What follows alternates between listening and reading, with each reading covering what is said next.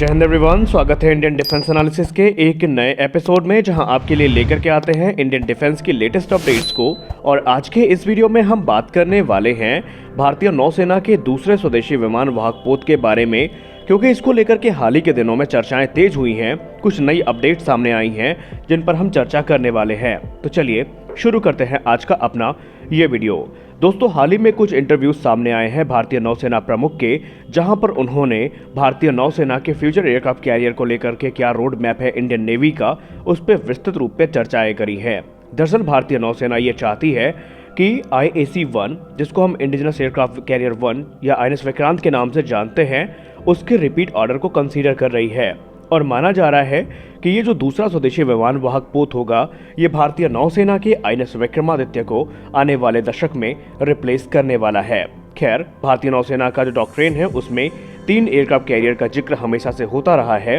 और माना जा रहा है कि अगला जो एयरक्राफ्ट कैरियर होगा यानी IAC-2 जो होगा, वो INS विक्रांत की तुलना में बड़ा होगा और काफ़ी ज़्यादा एडवांस और अपग्रेड्स के साथ में वो आने वाला है। जैसे कि अगर हम INS विक्रांत की बात करें तो INS विक्रांत 44,000 टन वजनी एयरक्राफ्ट कैरियर है, लेकिन इनिशियल प्लान जो भारतीय नौसेना का था IAC-2 को लेकर के, उसमें IAC-2 का जो वजन है वो तकरीबन 65,000 टन बताया गया था। लेकिन अभी इसमें स्पष्ट रिपोर्ट सामने नहीं आई है कि क्या वाकई इतने ही वजन के एयरक्राफ्ट कैरियर को लेकर के भारतीय नौसेना अपने प्लान को आगे बढ़ा रही है या उसमें कुछ परिवर्तन भी किए गए हैं। खैर, भारतीय नौसेना के द्वारा दूसरे स्वदेशी विमान वाहक पोत को लेकर के जो अध्ययन कार्य है वो शुरू कर दिया गया है, और इनिशियल रिपोर्ट जो सामने आ रही हैं उसमें इस ओर इशारा किया जा रहा है कि वो पूरी तरीके से नए डिज़ाइन पर आधारित होने वाला है। हालांकि इनिशियल प्लान में ये भी कहा गया था कि जो दूसरा स्वदेशी विमान वाहक पोत है वो न्यूक्लियर प्रोपल्शन सिस्टम के साथ में आ सकता है, लेकिन बाद में इस प्लान को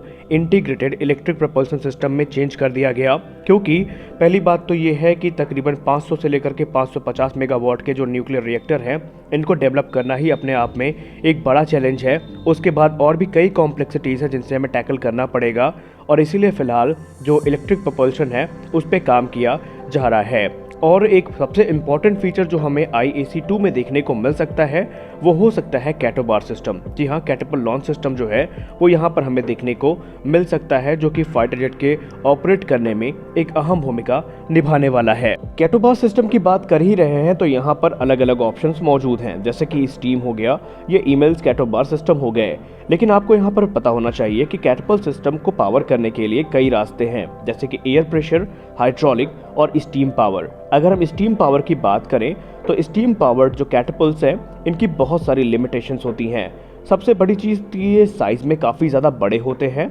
और इनको चलाने के लिए, इनको मेंटेन करने के लिए बड़े मैन पावर की ज़रूरत पड़ती है। स्टीम कैटपल का जो एडवर्स इफेक्ट है वो हमें एयरक्राफ्ट की लाइफ में भी देखने को मिलता है, क्योंकि यहाँ पर एयरक्राफ्ट के वेट के हिसाब से ये तय होता है कि उसको लॉन्च करने के लिए कितने अमाउंट में जो स्टीम है उसकी रिक्वायरमेंट होने वाली है। और एक बार जब लॉन्च स्टार्ट होता है तो उसमें फिर कोई भी क्वांटिटी का कंट्रोल नहीं होता है, और एक्सेस स्टीम होने का मतलब ये है कि वो एयरक्राफ्ट के जो नोज व्हील है या लैंडिंग गियर जो है उनको नुकसान पहुंचा सकती हैं, या कई केसेस में तो ये तक देखा गया है कि वो उनको क्षतिग्रस्त भी कर सकती हैं। और इसीलिए कहा जाता है कि जो स्टीम पावर्ड कैटपल सिस्टम है ये काफ़ी ज़्यादा नुकसानदायक होते हैं फाइटर एयरक्राफ्ट के लिए। और इन्हीं सारी दिक्कतों से पार पाने के लिए जनरल एटॉमिक्स के द्वारा एक और नया तरीका इजाद किया गया, जिसको हम ईमेल्स यानी इलेक्ट्रोमैग्नेटिक एयरक्राफ्ट लॉन्च सिस्टम के तौर पर जानते हैं, जिसका इस्तेमाल US नेवी के एयरक्राफ्ट कैरियर में किया जाता है। ये बेसिकली इलेक्ट्रोमैग्नेटिक टेक्नोलॉजी का इस्तेमाल करती है एयरक्राफ्ट को लॉन्च करने के लिए एयरक्राफ्ट कैरियर के डेक से।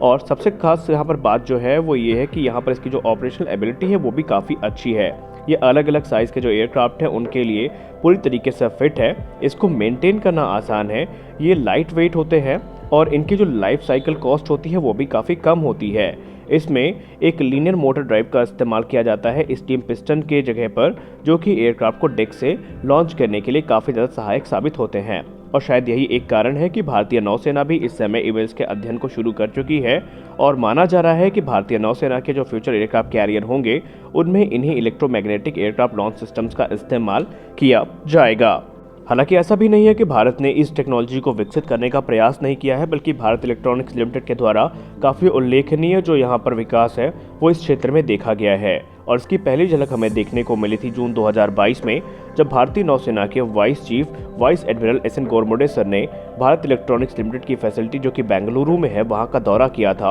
और उनके दौरे के दौरान उन्हें electromagnetic catapult launch system testing model प्रदर्शित किया गया था और उन्होंने उसकी समीक्षा भी करी थी। हालांकि ये बहुत जटिल टेक्नोलॉजी है और इसके लिए अभी हमें बहुत सारा काम करना बाकी है और अगर हम मीडिया रिपोर्ट्स की बात माने तो अभी ये जो पूरा का पूरा काम है ये अपने इनिशियल स्टेजेस में है और इसे वास्तविकता का रूप देने में थोड़ा टाइम भी लगने वाला है और बहुत सारी रिसर्च की ज़रूरत यहाँ पर पड़ने वाली है। इस काम को और आसान करने के लिए भारतीय नौसेना जनरल एटॉमिक्स के साथ कोलैबोरेशन का भी समर्थन करती है ताकि ये जो इलेक्ट्रोमैग्नेटिक एयरक्राफ्ट लॉन्च सिस्टम है इनको तैयार किया जा सके जो कि भारतीय नौसेना के दूसरे स्वदेशी विमान वाहक पोत के लिए काफ़ी मददगार साबित होंगे। और आपको हम बताना चाहेंगे कि जनरल एटॉमिक्स ने पहले ही एक छोटा इलेक्ट्रोमैग्नेटिक एयरक्राफ्ट लॉन्च सिस्टम विकसित करके रखा है जो कि भारतीय नौसेना के 65,000 टन वजनी एयरक्राफ्ट कैरियर में इस्तेमाल किए जाने के लिए पूरी तरीके से सुटेबल माने जाते हैं। इस इलेक्ट्रोमैग्नेटिक लॉन्च सिस्टम में जो काफ़ी एडवांसमेंट है वो भी करी गई हैं और ये काफ़ी एडवांस सिस्टम भी है जो कि भारतीय नौसेना की रिक्वायरमेंट को भी पूरा